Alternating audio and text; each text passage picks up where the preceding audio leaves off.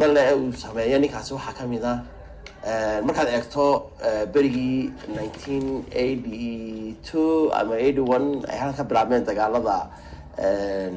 dagaaladii SNM iyo dagaaladii siyaad bixi lagu dagaalamayay halkan wada aragto waddanka Jamhuuriyadda Soomaaliland ama matalan Hargeysa waxa rusheeyay calooshish shaqaystayaal laga soo kireystay dalka South Africa oo siyaad bixi soo kireystay diyaaradaha hadda inoo saaran oo kale khayriirada inoo saaran بسم الله الرحمن الرحيم كلنتي وعنا خيارتا إيا صاحبة هوذا نقرأ سعودة ميل كستوات شوكتان بسودو هذا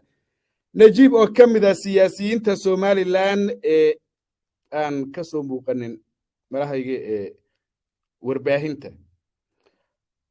أما بهذا كعصب بوجه صحافة دا أيا ورئيسي أوسيي تلفزيون كهوريال 24 وحا وكجور رمي فارح معلن xildhibaan ka ah dalka Kenya xasuuqii iyo dhibaatadii uu ka geystay Somaliland 88 ilaa 81 qiyaastayda Najib waxa uu sheegay Farax Macalin inuu burburiyay isagu magaalada Hargeysa oo uu duuliye ka ahaa diyaarad sidoo kale uu qabsaday qaybo ka mid ah dalka Djibouti waxa sidoo kale uu sheegay siyaasi Najib in Farax Macalin uu ahaa la taliyaha khaaska ah ee ra'iisul wasaaraha dalka Ethiopia ninka lagu magacaabi jiray Malla Zanaawi inuu la taliye khaas u ahaa oo yaani dhibaatada ninka ku geysta uu isaga ahaa sidoo kale waxa uu sheegay in qabsashadii magaalada Muqdisho ee ciidamada dalka Ethiopia ee Cabdullaahi Yusuf madaxweynaha lagaga dhigay in uu isagu ahaa ninkii waxaasoo dhan ka dambeeyay ee sameeyay waxa sidoo kale uu sheegay in uu ahaa la taliyaha ama gacanta midig welina uu yahay madaxweynaha dalka Eritrea Asayas Afwerki waxa uu sheegay wax allaaliyo wixii dambi ka dhacay dhulka ay degan yihiin dadka af Soomaaliga ku hadla in Farax uu ku lahaa qayb ta ugu weyn laga soo bilaabo 81 ama 82 xilligii uu bilowday dhaqdhaqaaqa halgankii jabhadii SNM ee lidiga ku ahayd dawladii Soomaaliya ee xilliga jirtay xilliga ilaa iyo saacadan hadda ah waxa uu sheegay wixii dambi ama dil ama dhibaato ka dhacday guud ahaanba geyiga Soomaaliyeed in Farax Macalin uu hormuud u ahaa oo isagu uu maxaan ku yiraahdaa dhamaantoodba qaarna de gacantiisa uu ku fulinayay qaarna uu isagu ka dambeeyay kuwa yaga uu gacantiisa ku fuliyay waxa kamid ah in Farax Macalin uu isku xidhay oo ka shaqeeyay calooshoodu shaqaystayaashii dalka South Africa laga keenay inuu isagu la soo heshiiyay siyaad barre markii hore uu u yimid uu ka dhaadhiciyay uu yiri waxba Soomaaliha ku faline waxaan ku hayaa calooshoodu shaqaystayaal baabaha ka dhigaya meeshii aad u dirto dhiilka nimankaasi kadib uu tagay calooshoodu shaqaystayaashii lacagtii uu geeyay uu soo kaxeeyay uu keenay xamar sida diyaaradihii loogu dhiibiyay uu maaragtaa hawlgalkii uu sida ku galay Hargeysa uu sida ku duqeeyay ardaadiqaha uu ka dhigay oo ilaa iyo hadda diyaaradda saaran واتي فارح معلن ودوليني ملاحيقه اوكي marka laga yimaado taas oo ahayd midii tooska uu fuliyay waxa sidoo kale uu qabsaday isagu waa Farax Macalin isaga oo adeegsanaya dawladda Eritrea qayb ka mid ah dalka Djibouti ayaa uu qabsaday isaga Farax Macalin isaga oo marka adeegsanaya yaani dawladda Eritrea oo madaxweynaheeda uu la taliye khaas u ahaa sidoo kale waxa uu Farax Macalin ahaa ninkii ka dhigay madaxweynaha Cabdullaahi Yusuf xamar ku weeraray xamar ku qabsaday dadka badanna ku laayay siyaasi Najib oo aqoon durugsan u leh Farax Macalin Dawaara xildhibaanka laga soo doorto Gaarisa sidoo kalena hadda ah yaani xildhibaan Kenyana abaabulayana hadda ninka ka dambeeya wixii ka dhacay magaalada laascaanood qorshihiisuna uu yahay waa sida uu inoo sheegayo siyaasi najiibe inuu tirtiro somaliland gebigeedaba yacni bal hadda aynu wax yar maxaan ku yidhahdaa bal haynoo warramo ninka la yidhaahdo siyaasi najiib oo telefishinka horyaal waraysi siiyey runtii ninkaasi wuxuu caadaystay oo aada u caadaystay markaad eegto in jamhuuriyadda somaliland dibindaabiyadeeda ayuu aada u caadaystay isaga oo ku dagaalamaya jamhuuriyadda somaliland siduu u tirtiri lahaa ninkaasi taariikhdiisa haddii aan kaaga sheekeeyo waxaa la yidhi xaqaagood aad doono weydaa marbuu albaabkaa soo garaaca waxyaalaha ugu faraha badan leh ee uu sameeyo ninkaasi waxaa ka mid ah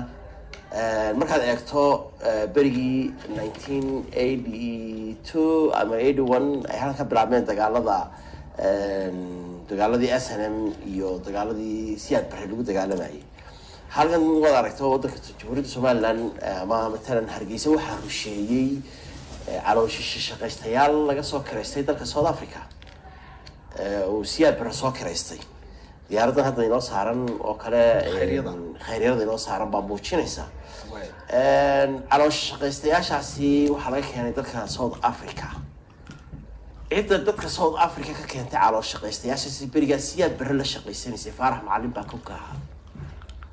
isaga ayaa xiriirka keenay oo keenay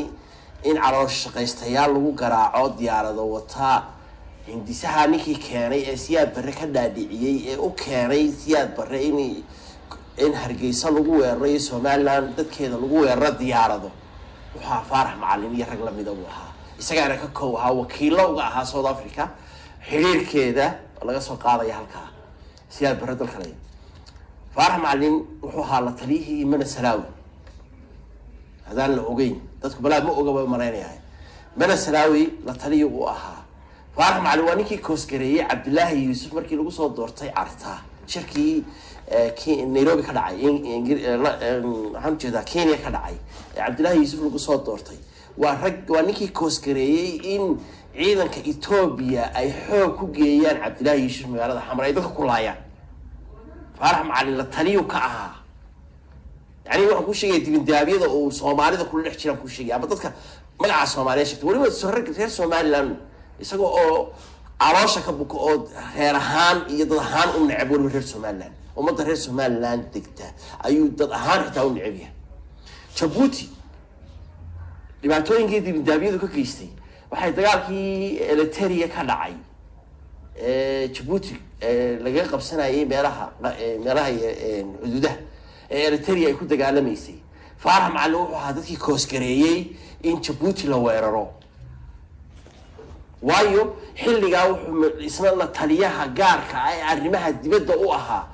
madaxweynaha hadda jooga Eritrea ayuu u yahay u ahaa imikada laftigeedana Kenya ayuu baarlamaanka joogaa Faarax Macalin waa ninka dibindaabiyada noocaas wada imika xilligan xaadirka ana waa ninka wada wada aragtay marmar Facebooka in inta badan lagu soo qoro SSC genocide hashtag weeyaan soo markin oo group noocaas oo farmaajo abaabulay intii aanu ka tagin Soomaaliya farmaajo oo abaabulay oo loogu talagalay in lagu kiciyo dadka oo loogu talagalay in dadka lagu dagaalamo wada aragtay Facebooka wada ka xitaa fanaaniin fara badan baa imikada laftigeeda soo qaatay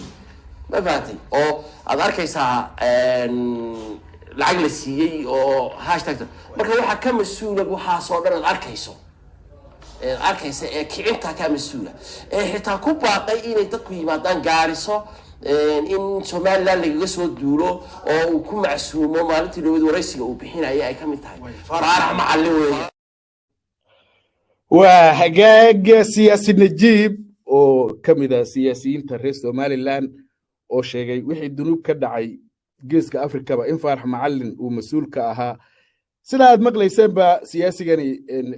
waxa uu sheegay 81 in uu ahaa Faarax Macalin ninkii ka shaqeeyay ama bilaabay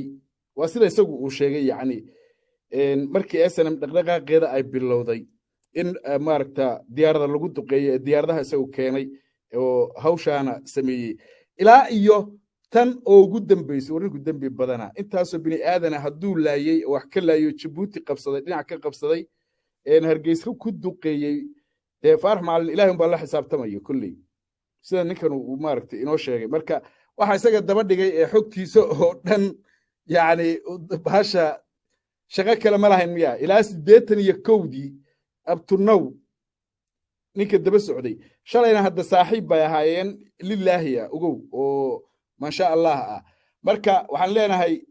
farax macallin ha soo xajiyo ilaahay ha uga tawad keeno dadka uu xasuuqay iyo dhulalka uu qabsadayna